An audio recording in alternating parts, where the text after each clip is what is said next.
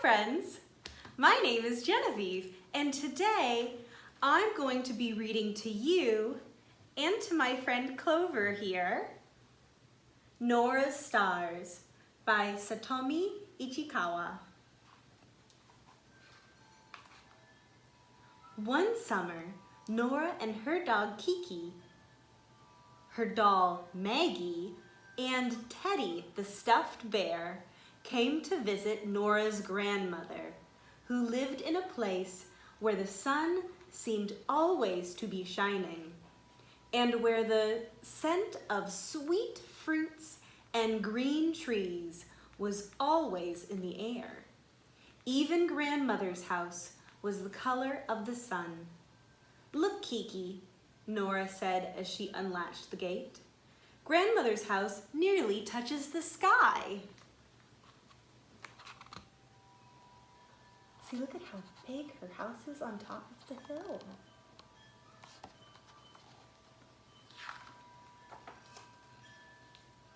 "We're here," she called to her grandmother as she and Kiki ran up the long stairs. There was much to discover. "See these hibiscus flowers?" grandmother said to Nora. "They open when the sun rises and close with the sunset.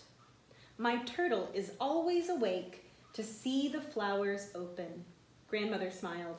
"If you want to see them open, you will have to get up early too." Kiki was satisfied just to see the turtle.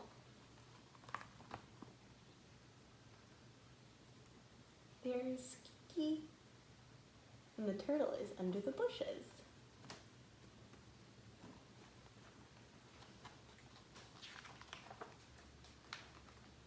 Nora loved plums. "If you want plums, just shake the tree," grandmother told her. She shook the plum tree, and plums fell all around Nora. Maggie and Teddy pretended they didn't notice. That night, Nora went to bed early. In the morning, she and her friends would have plum jam near the hibiscus flower. Perhaps they would see the turtle. "Good night, grandmother," she called. There's the plum tree. And there she's going up to bed.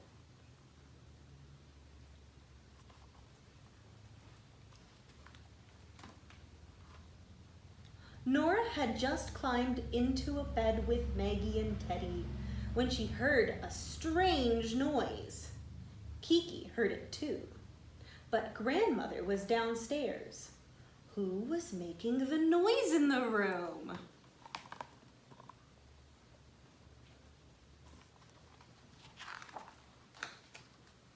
Nora sat up. In the corner, there was a trunk full of toys that had been in grandmother's house a long time. Now, the toys were beginning to jump out of the trunk. "Oh," said Nora. Maggie and Teddy could not believe their eyes. "Will you play with me?"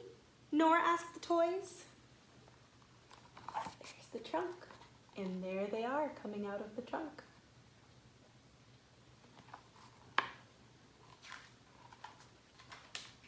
"Let's play outside.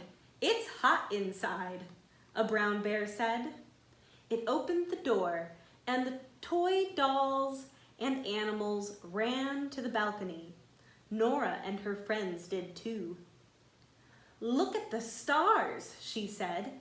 "They look so pretty and they are so close. I would love to have those stars."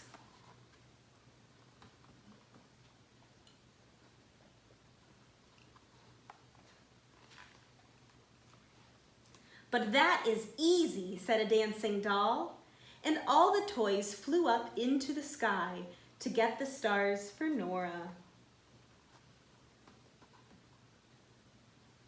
Look, they're gathering all the stars in her bed sheets.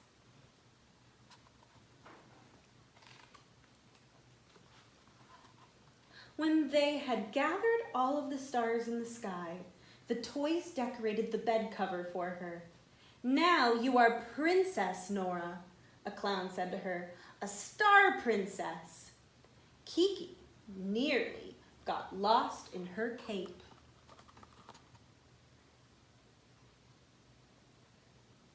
Can you find Kiki? She's somewhere in that cape.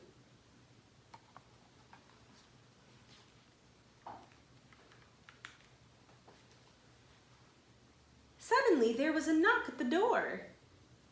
Nora quickly put the stars into the trunk and climbed into bed.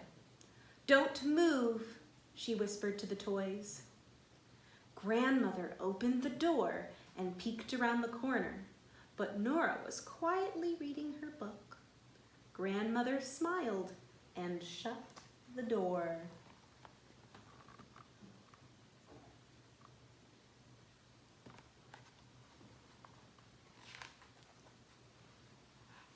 After Grandmother left, Nora threw open the lid of the chest and let the stars out. She made a necklace of stars and a crown of stars. She and her toy friends made a train of stars. Nora gathered the stars, rolled in them, danced with them. Stars filled the room.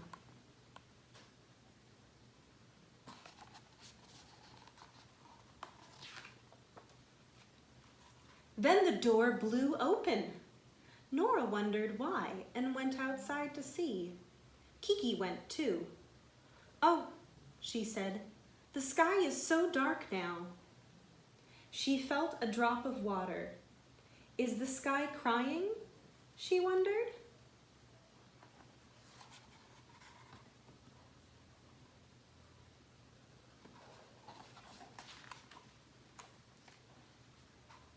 She looked up. The sky looked sad without any stars. Inside her room, the toys and Maggie and Teddy were still playing with all the stars in the world.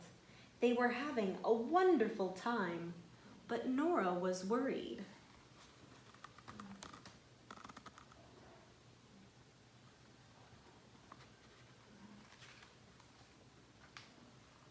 She decided to give the stars back. She gathered them all up in her bed cover and shook them, still twinkling, back into the sky.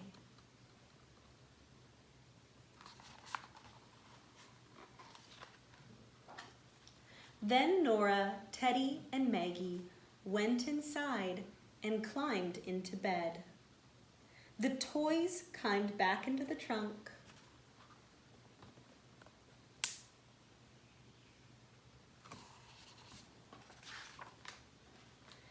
Before many minutes had passed, Grandmother's house was sleeping. The trees and the flowers were sleeping. All the world was sleeping under Nora's stars. Nora yawned. "That's the way it should be," she murmured, and satisfied, Nora went to sleep too.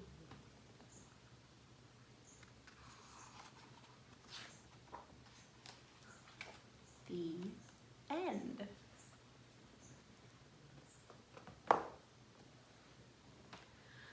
Now, that was one of my favorite bedtime stories when I was a kid.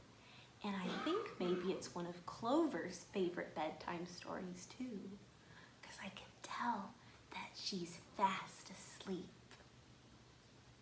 I hope you enjoy that story as much as we do. All right, friends. Have a good night.